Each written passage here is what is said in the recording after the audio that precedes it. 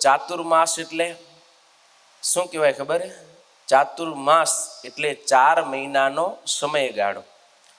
Total 120 દિવસ થાય ને આ 4 મહિના એ આપણી ભારતીય હિન્દુ પરંપરાની અંદર સાધના માટે અતિશય શ્રેષ્ઠ સમય બતાવ્યો છે.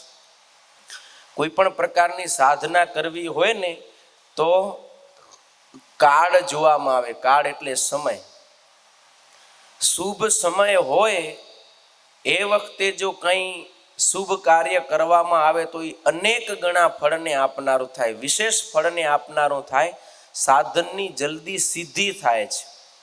એટલા માટે આ ચાતુર્માસની અંદર વિશેષ નિયમ ધારવાની શ્રીજી મહારાજે આજ્ઞા કરી છે.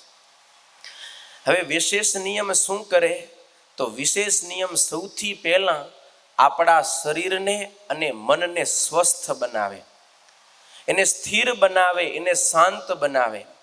અને શરીર અને મન જ્યારે સ્વસ્થ બને ને ત્યારે આપણે કોઈ પણ સાધન કરી એમાં આગળ વધી શકીએ.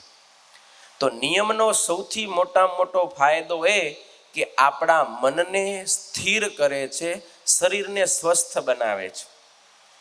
શરીર અને મન સ્વસ્થ બને પછી આપણી આંતરિક યાત્રા, જે આપણે ભગવાન તરફ જઈ રહ્યા છીએ, એ યાત્રા આપણી ભગવાન સુધી પહોંચી શકે.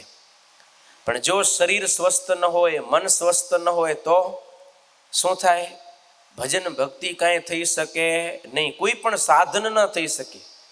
એટલે મન અને શરીરને સ્વસ્થ બનાવવા માટે આપણા દરરોજ રેગ્યુલરના માળા, મંત્ર જાપ, પાઠ, પૂજા, વાંચન, શ્રવણના નિયમ ચાલુ જ છે.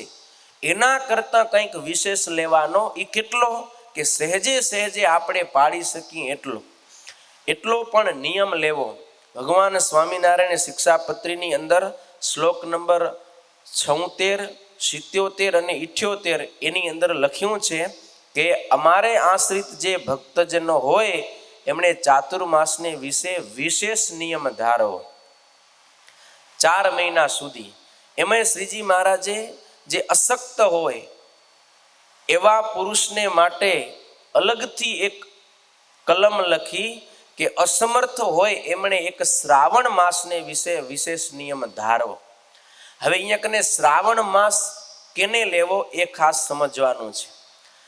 આપણા ગુજરાતમાં, મહારાષ્ટ્રમાં વગેરે બધી જગ્યાએ મહિનાની શરૂઆત સુદ એકમથી થાય ને. સુદ એકમથી માસનો પ્રારંભ થાય અને અમાસના દિવસે માસ પૂર્ણ થાય. જ્યારે ભારતની અંદર 2 પંચાંગની પરંપરા છે. એમાં ઉત્તર ભારતની અંદર વદ એકમથી માસનો પ્રારંભ થાય અને પૂનમે માસ પૂર્ણ થાય. તો અહીંયા કને જે શ્રાવણ માસ બતાવ્યો છે ને એ પંચાંગના ક્રમથી લેવાનો. પણ આ કેના માટે? સ્પેશિયલ જે અસમર્થ હોય ને એના માટે. પણ જે સમર્થ છે, સક્ષમ છે, એને તો પ્રયત્નપૂર્વક 4 મહિના સુધી નિયમ ચોક્કસ રાખવો જોઈએ. એ નિયમ કયા? તો મહારાજે 8 મુખ્ય નિયમ શિક્ષાપત્રીમાં બતાવ્યા અને સત્સંગી જીવન ઇત્યાદિ અન્ય ધર્મ ગ્રંથોને વિશે બીજા ઘણા બધા નિયમો બતાવેલા છે. પણ અહીંયા કને 8 નિયમ. એમાં સૌથી પહેલો ભગવાનની કથાનું શ્રવણ કરવું, બીજા નંબરમાં ભગવાનની કથા વાંચવી, ત્રીજા નંબરમાં ભગવાનના ગુણોનું કીર્તન કરવું, ચોથા નંબરમાં પંચામૃત સ્નાને કરીને ભગવાનની મહાપૂજા કરવી, પાંચમો નિયમ ભગવાનના સ્તોત્રનો પાઠ કરવો, છઠ્ઠો ભગવાનના મંત્રનો જપ કરવો, સાતમો ભગવાનને પ્રદક્ષિણાઓ કરવી અને આઠમો ભગવાનને સાષ્ટાંગ દંડવત પ્રણામ કરવા.